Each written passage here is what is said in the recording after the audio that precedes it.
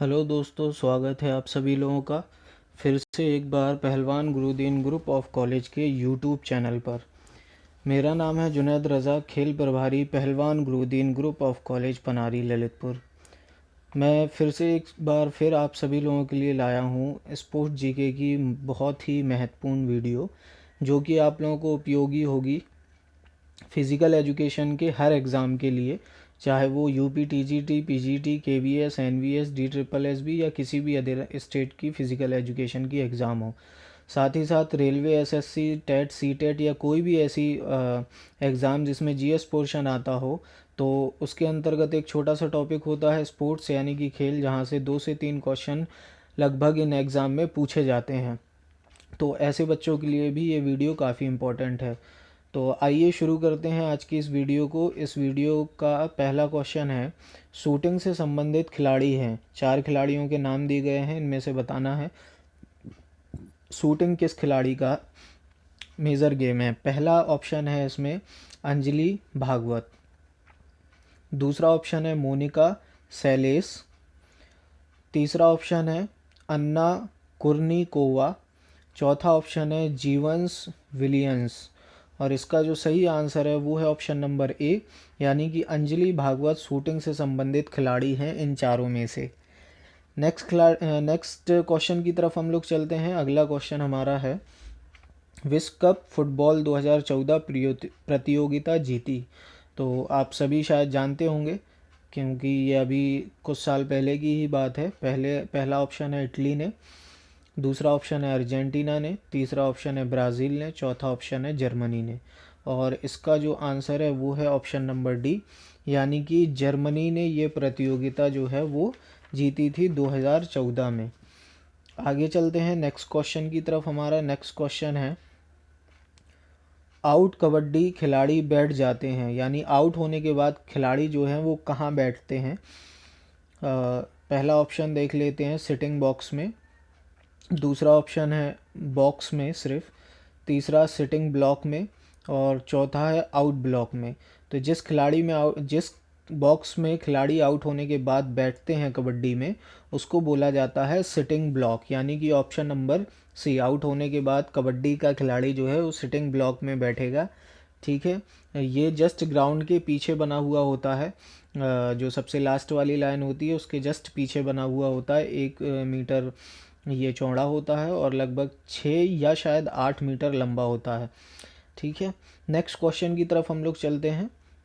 Marathon दौड़ में refreshment centre होते हैं, यानी जहाँ पानी वगैरह दिया जाता है, तो कितने किलोमीटर पर होते हैं देखते हैं। प्रत्येक 2 से 3 किलोमीटर पर, दूसरा प्रत्येक 3 से 4 किलोमीटर पर, तीसरा प्रत्येक 5 किलोमीटर पर, और चौथा इनमें से कोई नहीं।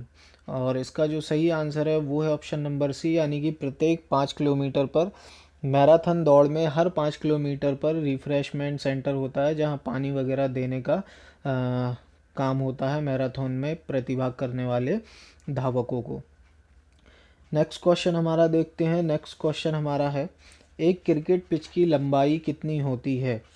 तो ये आप लोगों को शायद ऑलरेडी पता होगा कि एक क्रिकेट पिच की लंबाई कितनी होती है, फिर भी हम लोग इसका ऑप्शन देख लेते हैं। पहला ऑप्शन है इसका 21 गज, दूसरा ऑप्शन इसका है 18 गज, तीसरा ऑप्शन इसका है 20 गज, और चौथा ऑप्शन है इसका 22 गज। और इसका जो सही आंसर है वो है 22 गज, क्योंकि जो क्रिकेट पिच की लंबाई होती है वो 22 गज की होती है। अगला क्वेश्चन आपकी मोबाइल स्क्रीन पर शो हो रहा होगा, देख लेते हैं। रिले रेस में एक्सचेंज जोन की दूरी कितनी होती है। 4 ऑप्शन है, पहला है 10 मीटर, दूसरा है 15 मीटर, तीसरा है 20 मीटर, और चौथा है 22 मीटर। इसका जो सही आंसर है वो है ऑप्शन नंबर सी, यानी रिले रेस में जो एक्सचेंज जोन होता है वो 20 मीटर का होता है। उसके अंदर ही आपको बैटन एक्सचेंज करना कंपलसरी है, अदरवाइज़ उसके बाहर आप जाते हो तो डिस्क्वालीफाई हो जाओगे। नेक्स्ट क्वेश्चन है, कबड्डी में जब लोना उठता है तो कितने अंक मिलते हैं, मतलब बेसिकली लोना के कितने अंक मिलते हैं। तो पहला ऑप्शन है 1, दूसरा ऑप्शन है 2, तीसरा ऑप्शन है 3, और चौथा ऑप्शन है 4। इसका जो सही आंसर है वो है ऑप्शन नंबर बी, यानी कि 2 अंक मिलते हैं। नेक्स्ट क्वेश्चन की तरफ हम लोग चलते हैं। नेक्स्ट क्वेश्चन हमारा है, एशिज खेल प्रतियोगिता इन दो देशों के मध्य खेली जाती है।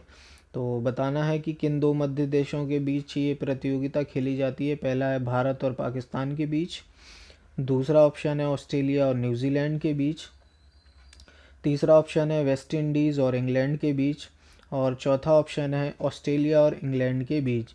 तो जो एशिज खेल प्रतियोगिता है वो खेली जाती है ऑस्ट्रेलिया और इंग्लैंड के बीच, यानी कि ऑप्शन नंबर डी सही होगा। नेक्स्ट क्वेश्चन की तरफ हम लोग बढ़ते हैं। हमारा नेक्स्ट क्वेश्चन है, प्रथम बार दिलीप ट्रॉफी का आयोजन कब किया गया? चार ऑप्शन है 1961 से 1962, दूसरा ऑप्शन है 1962 से 1963, तीसरा ऑप्शन है 1963 से 1964, चौथा ऑप्शन है 1964 से 1965। और इसका जो सही आंसर है वो है ऑप्शन नंबर ए, यानी कि 1961 से 1962 में प्रथम बार दिलीप ट्रॉफी का आयोजन किया गया था। नेक्स्ट क्वेश्चन की तरफ हम लोग बढ़ते हैं। नेक्स्ट क्वेश्चन हमारा है, अंतर विश्वविद्यालय प्रतियोगिता के लिए यह ट्रॉफी प्रदान की जाती है। चार ट्रॉफियों में से कौन सी ट्रॉफी दी जाती है? पहला है दिलीप ट्रॉफी, दूसरा है रोहिंटन बारिया ट्रॉफी, तीसरा है सीके नायडू ट्रॉफी, और चौथा है रणजी ट्रॉफी। देखिए ये जो तीनों ट्रॉफी हैं ये तो एक अलग टूर्नामेंट है, इनका विश्वविद्यालय से कोई लेना देना नहीं है। लेकिन जो ये रोहिंटन बारिया ट्रॉफी है ये विश्वविद्यालय प्रतियोगिताओं में ही दी जाती है। नेक्स्ट क्वेश्चन की तरफ हम लोग बढ़ते हैं। नेक्स्ट क्वेश्चन हमारा है, अंतर्राज्यीय स्कूल क्रिकेट प्रतियोगिता में विजेता टीम को कौन सी ट्रॉफी प्रदान की जाती है? पहला ऑप्शन है रोहिंटन बारिया ट्रॉफी, दूसरा है सीके नायडू ट्रॉफी और दिलीप ट्रॉफी तीसरा है, चौथा है रणजी ट्रॉफी। और इसका जो सही आंसर है वो है option number B, CK Naidu trophy जो है अंतर्राज्यीय स्कूल क्रिकेट प्रतियोगिता में विजेता टीम को प्रदान की जाती है। ठीक है, नेक्स्ट क्वेश्चन की तरफ हम लोग बढ़ते हैं। नेक्स्ट क्वेश्चन है हमारा, बालकों के लिए प्रथम राष्ट्रीय जूनियर खो खो प्रतियोगिता कहाँ संपन्न हुई? चार ऑप्शन आप लोगों के सामने हैं। पहला ऑप्शन है कोल्हापुर में, दूसरा ऑप्शन है इंदौर में, तीसरा ऑप्शन है विजयवाड़ा में, चौथा ऑप्शन है हरियाणा में। इसका जो सही आंसर है वो है ऑप्शन नंबर डी, यानी कि हरियाणा। बालकों के लिए प्रथम राष्ट्रीय जूनियर खो खो प्रतियोगिता जो है वो हैदराबाद में आयोजित की गई थी। नेक्स्ट क्वेश्चन की तरफ हम लोग बढ़ते हैं। नेक्स्ट क्वेश्चन हमारा है, बालकों के लिए प्रथम राष्ट्रीय जूनियर खो खो प्रतियोगिता कहाँ संपन्न हुई? बालिकाओं के लिए, ऊपर जो क्वेश्चन था उसमें बालक थे, इसमें बालिकाओं के लिए है। अब बालिकाओं के लिए बताना है, पहला है इंदौर में, दूसरा ग्वालियर में, तीसरा देवास में, चौथा भोपाल में। और इसका जो सही आंसर है वो है ऑप्शन नंबर सी, यानी बालिकाओं के लिए जो प्रथम राष्ट्रीय जूनियर खो खो प्रतियोगिता का आयोजन हुआ था वो देवदास में हुआ था। सॉरी, देवदास नहीं, देवास में हुआ था। नेक्स्ट क्वेश्चन की तरफ हम लोग चलते हैं। वॉलीबॉल का खेल अमेरिका के विलियम मॉर्गन ने कब खोजा? देखिए पिछली वीडियो में आप लोगों को एक क्वेश्चन मिला होगा कि वॉलीबॉल की खोज किसने की थी, तो विलियम मॉर्गन ने की थी। अब ये पूछा जा रहा है कि कब खोजा, तो सन बताना है। पहला है 1890 ईस्वी में, दूसरा 1895 ईस्वी में, तीसरा 1896 ईस्वी में, और चौथा है 1898 ईस्वी में। और इसका जो सही आंसर है वो है ऑप्शन नंबर बी, यानी कि 1885 में विलियम मॉर्गन ने वॉलीबॉल की खोज की थी। नेक्स्ट क्वेश्चन की तरफ हम लोग चलते हैं। रोम में सैनिकों को प्रशिक्षण किस मैदान में दिया जाता था? हिस्ट्री का क्वेश्चन है ये, फिज़िकल एजुकेशन से रिलेटेड। देख लेते हैं। पहला है मॉरिशस में, दूसरा डेल्फी में, तीसरा है कोरिथ में, और चौथा है देसाव में। और इसका जो सही आंसर है वो है ऑप्शन नंबर ए, यानी कि मॉरिशस में रोम में सैनिकों को प्रशिक्षण दिया जाता था मोरेरिस के मैदान में। नेक्स्ट क्वेश्चन की तरफ हम लोग चलते हैं। चीन में पहली शारीरिक शिक्षा ट्रेनिंग संस्थान जो आजकल नेशनल सेंट्रल यूनिवर्सिटी के नाम से प्रसिद्ध है, कब खोली गई? चीन में शारीरिक शिक्षा की जो ट्रेनिंग संस्थान है वो कब खोली गई, जिसे आज के दौर में नेशनल सेंट्रल यूनिवर्सिटी कहा जाता है? तो पहला ऑप्शन है 1910 में, दूसरा ऑप्शन है 1915 में, तीसरा ऑप्शन है 1916 में और चौथा ऑप्शन है 1917 में। इसका जो सही आंसर है वो है ऑप्शन नंबर सी, यानी कि 1916 में चीन में पहली बार शारीरिक शिक्षा ट्रेनिंग संस्थान खोली गई थी। नेक्स्ट क्वेश्चन की तरफ हम लोग बढ़ते हैं। हमारा नेक्स्ट क्वेश्चन है, पीपुल्स रिपब्लिक ऑफ चाइना की स्थापना कब हुई? 4 ऑप्शन दिए हुए हैं। पहला ऑप्शन है 1949 में, दूसरा 1950 में, तीसरा 1917 में, चौथा 1919 में। और इसका जो सही आंसर है वो है ऑप्शन नंबर सी, यानी कि 1917 में पीपल्स रिपब्लिक ऑफ चाइना की स्थापना की गई थी।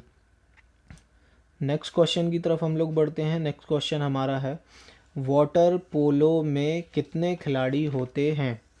ठीक है, 4 ऑप्शन है। पहला है 6, दूसरा है 8, तीसरा है 7, चौथा है 9। और इसका जो सही आंसर है वो है ऑप्शन नंबर सी, यानी कि वाटर पोलो में 7 खिलाड़ी होते हैं। नेक्स्ट क्वेश्चन की ओर बढ़ते हैं। ओलंपिक झंडे का रंग होता है लाल, सफ़ेद, हरा या नीला?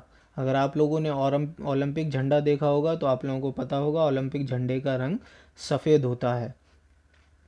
नेक्स्ट क्वेश्चन की तरफ हम लोग बढ़ते हैं। कबड्डी खेल को भारत में 3 मिलते जुलते रूपों में खेला जाता है, निम्नलिखित में से कौन सा एक रूप नहीं है? कबड्डी के ये प्रकार हैं, अलग अलग तरीके से खेली जाती है और ये उनके अलग अलग नाम हैं। देखते हैं इसका आंसर क्या है। पहला है संजीवनी, दूसरा है जैमिनी, तीसरा है अमर और चौथा है शहीद। और इसका जो आंसर है वो है ऑप्शन नंबर डी, यानी कि शहीद नाम से कोई इसमें प्रतियोगिता का रूप नहीं है कबड्डी की। हाँ, लेकिन संजीवनी, अमर और जैमिनी तीनों प्रकार की कबड्डियाँ भारत में खेली जाती हैं। नेक्स्ट क्वेश्चन की तरफ हम लोग चलते हैं कि भारतीय कबड्डी फेडरेशन द्वारा किस खेल के स्वरूप को मान्यता प्राप्त है? जिन 3 स्वरूपों की हमने बात की उसमें से एक ही स्वरूप को कबड्डी फेडरेशन ने मान्यता दी है, वो कौन सा है? पहला है अमर, दूसरा है जैमिनी, तीसरा है संजीवनी और चौथा है शहीद। इसका जो सही आंसर है वो है ऑप्शन नंबर सी, यानी कि संजीवनी को मान्यता प्राप्त है। जो कबड्डी आप लोग प्रो कबड्डी में देखते हो वो संजीवनी कबड्डी ही कहलाती है और वही एक ऐसा प्रकार है जिसको कबड्डी फेडरेशन ने मान्यता दी हुई है, बाकी 2 को मान्यता नहीं है। नेक्स्ट क्वेश्चन की तरफ चलते हैं। वर्ष 2013 का गोल्फ में अर्जुन पुरस्कार किस खिलाड़ी को दिया गया? देखते हैं। पहला है गगनजीत भुल्लर, दूसरा है वीसी रमेश, तीसरा है विश्वजीत पलित और चौथा है आशन कुमार। इसका जो सही आंसर है वो है ऑप्शन नंबर ए, यानी कि वर्ष 2013 का जो गोल्फ का अर्जुन पुरस्कार है वो गगनजीत भुल्लर को सौंपा गया, दिया गया। आई होप दोस्तों ये वीडियो आपको अच्छी लगी हो। अगर वीडियो अच्छी लगी हो तो लाइक, कमेंट और शेयर करना ना भूलें। और जो लोग चैनल पे नए हैं, पहली बार ये वीडियो देख रहे हैं, मैं उन लोगों से रिक्वेस्ट करूंगा कि पहलवान गुरुदीन ग्रुप ऑफ कॉलेज के यूट्यूब चैनल को आप सब्सक्राइब कर लीजिए, साथ ही साथ बेल आइकन को प्रेस कर दीजिए ताकि जो भी वीडियो इस चैनल पर पोस्ट की जाए उसका नोटिफिकेशन आपको तुरंत मिल जाए और आप वो वीडियो आसानी से देख पाएँ। अगर ये वीडियो आप हमारे पहलवान गुरुदीन ग्रुप ऑफ कॉलेज के फेसबुक पेज पर देख रहे हैं तो पहलवान गुरुदीन ग्रुप ऑफ कॉलेज के फेसबुक पेज को लाइक कर लीजिए। और जो वीडियो पहली बार देख रहे हैं, मैं उन बच्चों को, उन विद्यार्थियों को एक चीज़ और बता दूं कि अगर आप इसके पहले के पार्ट देखना चाहते हैं, इच्छुक हैं, तो पहलवान गुरुदीन ग्रुप ऑफ कॉलेज के यूट्यूब चैनल पर जाएं। वहां पर प्लेलिस्ट सेक्शन में फिज़िकल एजुकेशन के नाम से प्लेलिस्ट बनी हुई है जिसमें एक ही जगह पर आपको सारे के सारे वीडियो मिल जाएंगे। और अगर कोई स्टूडेंट पहलवान गुरुदीन ग्रुप ऑफ कॉलेज में एडमिशन लेना चाहता है, जैसे कि बीए में, बीकॉम में, बीएससी में, एमएससी में, एमए में, एमकॉम में, agriculture, BSc, B pharma, D pharma, BLLB, LLB, BEd, DElEd या अन्य किसी डिग्री में एडमिशन लेना चाहता है और उससे संबंधित कोई जानकारी लेना चाहता है, कोई इंक्वायरी करना चाहता है, तो आपके मोबाइल स्क्रीन पर इस वक्त जो नंबर शो हो रहा है उस नंबर पर आप कॉल करके या व्हाट्सएप के ज़रिए आप अपनी इंक्वायरी ले सकते हैं। जो भी आपके प्रश्न हैं, जो फ़ीस के बारे में पूछना चाहते हैं या एडमिशन प्रक्रिया के बारे में पूछना चाहते हैं, जिस तरीके के भी आपके सवाल हों, आप इस नंबर पे कांटेक्ट कर सकते हैं। मिलते हैं दोस्तों अगली वीडियो में, तब तक के लिए सेफ़ रहिए, खुश रहिए। Have a nice day, bye bye.